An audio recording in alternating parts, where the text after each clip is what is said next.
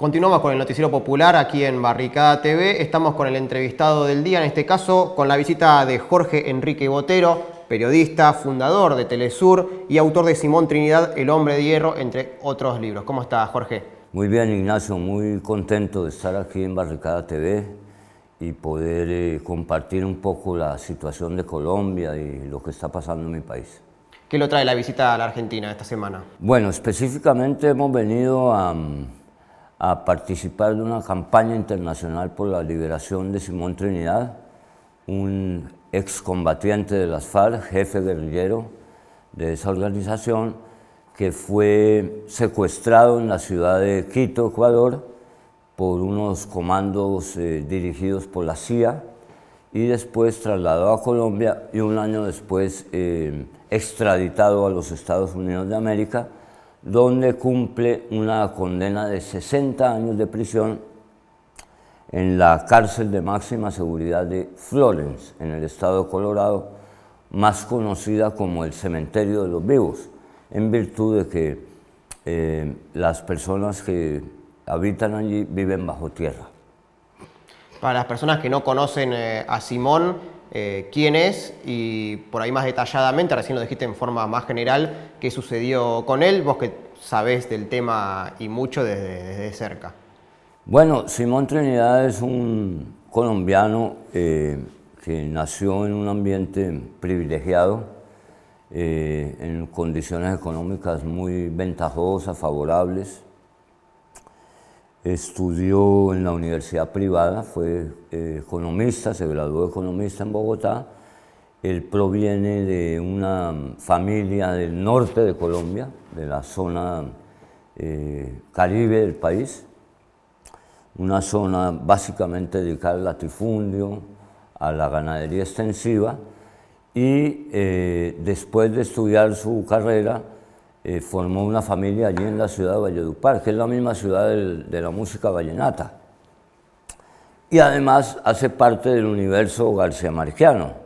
Ese es un poco el espacio geográfico donde García Márquez ubica Macondo.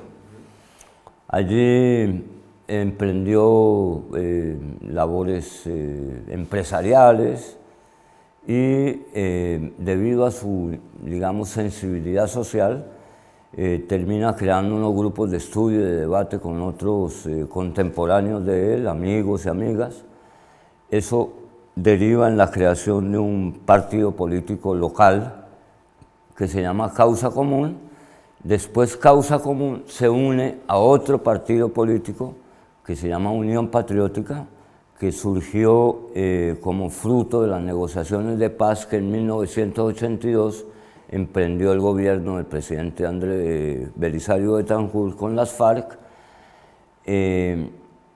Obtienen muy buenos resultados electorales, les va muy bien como partido político allá en Valledupar, y eso hace que las élites tradicionales se pongan muy nerviosas y apelen a un recurso al que han apelado históricamente en Colombia, que es el de la violencia, el asesinato, la sangre. Todos sus compañeros de lucha van cayendo uno a uno, prácticamente frente a sus ojos, a lo largo de un año, y eso hace que él entre en un dilema político, humano, familiar. Decide que lo mejor que puede suceder es que su familia, esposa y 2 hijos, salgan hacia México, exiliados, y él opta por quedarse en Colombia. Sigue intentando trabajar con la Unión Patriótica, pero ya después se desata la masacre, el exterminio físico de ese partido. Mueren 5.000 militantes de la UP, sus candidatos presidenciales, sus senadores, y decidido a continuar en la realización de sus ideales, opta por el camino de la lucha armada. Pide ingreso en las FARC, obtiene el ingreso a pesar de que ya es un hombre de 37 años de edad, y se constituye en una especie de gran educador de jóvenes guerrilleros. En el año 98 nuevamente las FARC intentan un pacto de paz a través de la negociación política, esta vez con el gobierno del presidente Andrés Pastrana, y él es elegido por la dirección de la FARC como miembro del equipo negociador en esos diálogos de paz. Cumple una labor muy destacada, pero en el 2002 el gobierno decide suspender los diálogos abruptamente y él, en el intento de regresar a la zona del Caribe de donde provenía, desde el sur del país, es capturado en la ciudad de Quito, como decía antes, secuestrado y enviado a Bogotá exactamente un año después, enviado por el presidente Álvaro Uribe a Estados Unidos, donde es sometido a varios juicios. Varios de ellos resultan fallidos, no pueden comprobar la responsabilidad de él, lo acusan del secuestro de 3 americanos y finalmente lo condenan así en una forma medio express y, como les decía, termina en una cárcel de los Estados Unidos. Fuiste testigo en estos juicios. ¿Por qué lo decidiste y de qué forma se dio este proceso? Bueno, conocí a Trinidad cuando él era miembro del equipo negociador de las FARC y desde el principio me llamó la atención él como persona, como ser humano. Teníamos algunas afinidades desde el punto de vista, por ejemplo, de nuestro origen social. Y cuando ya lo lleva, yo viajo posteriormente a hacer un reportaje sobre 3 americanos que habían caído en poder de las FARC cuando realizaban labores de espionaje sobre la selva colombiana con equipos de fotografía de alta tecnología. Las FARC derriban el avión en el que iban los americanos y yo fui a hacer un reportaje, logré entrar donde estaban ellos, hice un largo reportaje y cuando ya Simón está en Estados Unidos extraditado y le van a abrir el juicio, la fiscalía se da cuenta de que necesita una prueba de que existen 3 americanos en poder de la guerrilla, que es el cargo por el cual está él en Estados Unidos, y me piden que yo vaya a atestiguar que esas imágenes corresponden a los 3 americanos y que en efecto están en poder de la FARC.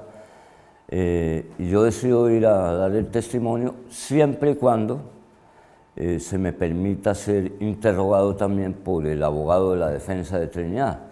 Eso me permite llegar hasta el juicio y, por supuesto, ya estando allá, me dedico a cubrir el juicio. Al principio iba a ser una gran crónica del juicio, pero terminé haciendo una especie de biografía de Simón Trinidad y, por supuesto, una cobertura de lo que pasó en Estados Unidos.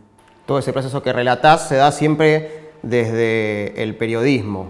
¿Cómo es hacer periodismo en ese contexto? ¿Y de qué forma lo ideaste, lo pensaste en el momento, tanto para hacer la cobertura como para después mostrarlo hacia todo ese mundo exterior que tanto habla de un tema pero que poco desarrolla o poco muestra, ¿no? Bueno, digamos que atravesar las fronteras invisibles de la Colombia de los años 90, que revelaban un país hacia acá y otro distinto en la periferia, desde el punto de vista periodístico era poco menos que una herejía. Ya, digamos, se había instalado en el imaginario colectivo todo el discurso de que aquello era más o menos el infierno y estaba habitado por el demonio. Digamos que había una gran estigmatización de la insurgencia colombiana y el público colombiano se habituó a que los medios le dieran solamente la versión oficial de lo que estaba ocurriendo en los campos de batalla, que no eran solo campos de batalla, eran territorios habitados por centenares de miles de campesinos y colonos que a su vez habían llegado allá desplazados por la violencia.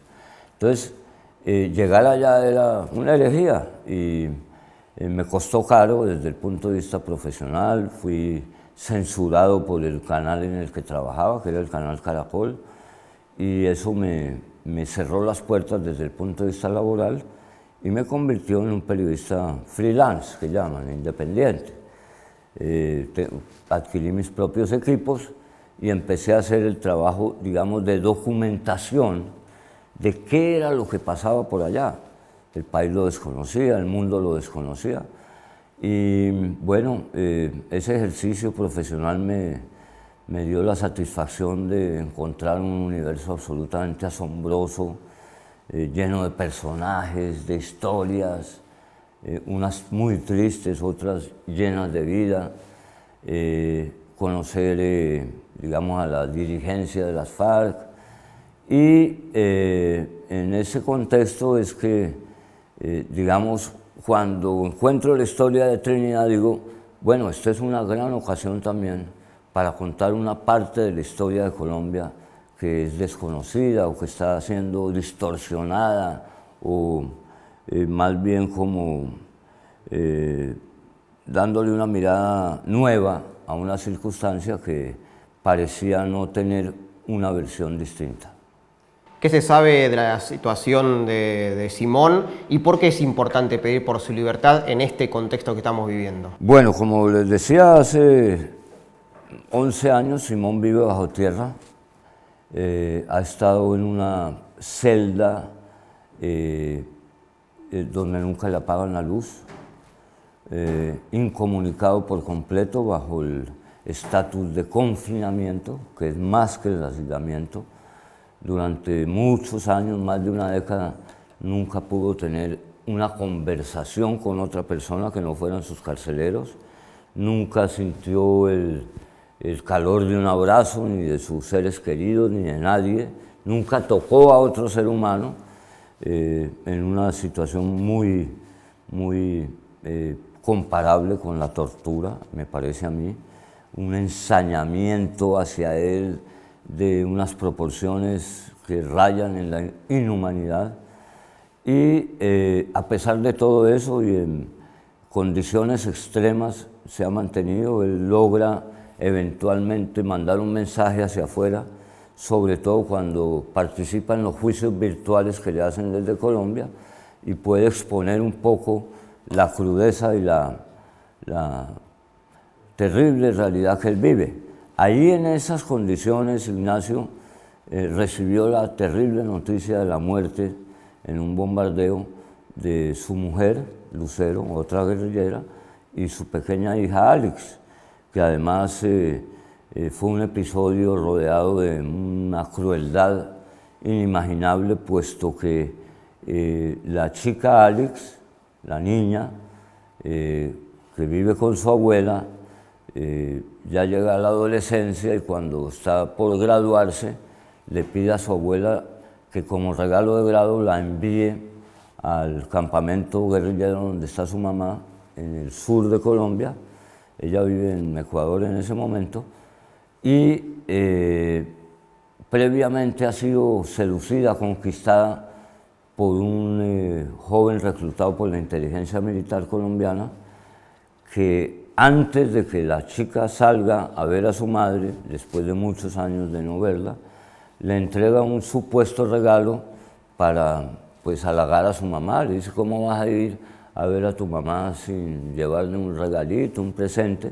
Le entrega una caja que contiene unos aretes, y en esos aretes va un chip a través del cual el satélite detecta exactamente el lugar donde está el campamento guerrillero.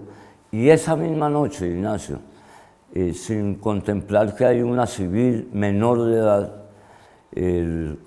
la aviación colombiana ordena el bombardeo del campamento, y allí mueren su hija Alex y su compañera de lucha Lucero, noticia que, repito, recibe Simón Trinidad en las extremas condiciones de cautiverio en las que está. O sea que creo que con más razón todavía amerita que el libro se llame El hombre de hierro.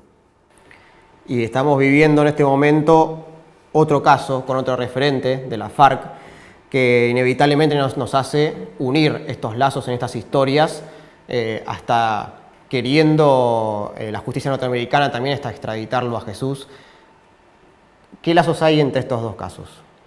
Bueno, en el libro que está circulando ya en Argentina, presentado en la Feria del Libro, aparece un capítulo nuevo de una entrevista que Jesús Santrich, actualmente preso en huelga de hambre en Colombia, solicitado en extradición por Estados Unidos, entrevista al recién llegado Simón Trinidad a las montañas para una emisora que se llama Cadena Radial Bolivariana.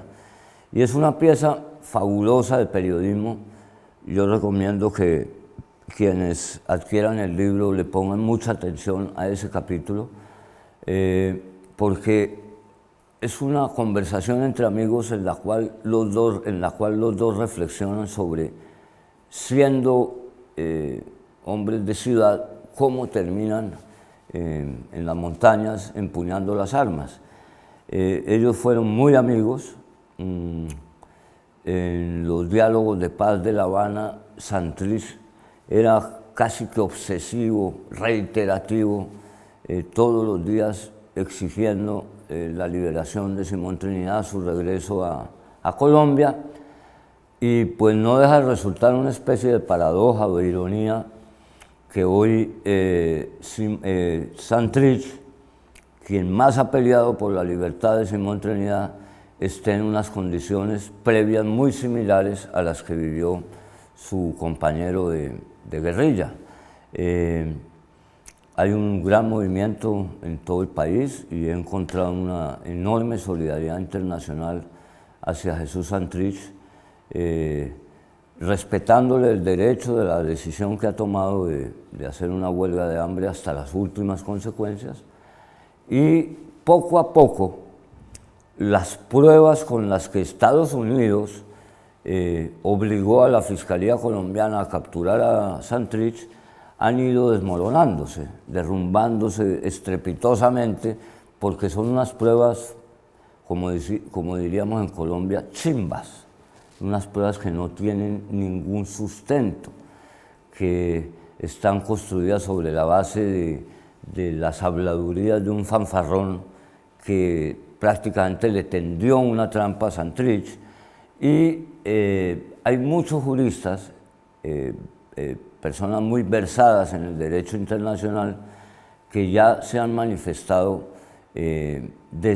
desmeritando, deslegitimando totalmente esas pruebas, lo cual hace pensar que no es tan fácil la extradición de Santrich a Estados Unidos, y mucha gente lo está alentando a que abandone su huelga de hambre y asuma vivo, con todo el vigor que él tiene, su propia defensa e impida ser trasladado a los Estados Unidos. Bueno, muchas gracias, Jorge, por todo este panorama. Gracias, Ignacio, y repito, un placer estar en los estudios de Barricada TV, que es un excelente y continuo punto de referencia para muchos colombianos que quieren informarse de una manera distinta a la de los medios corporativos. También, muchas gracias a vos y un honor también tenerte acá. Nosotros seguimos con más Noticiero Popular.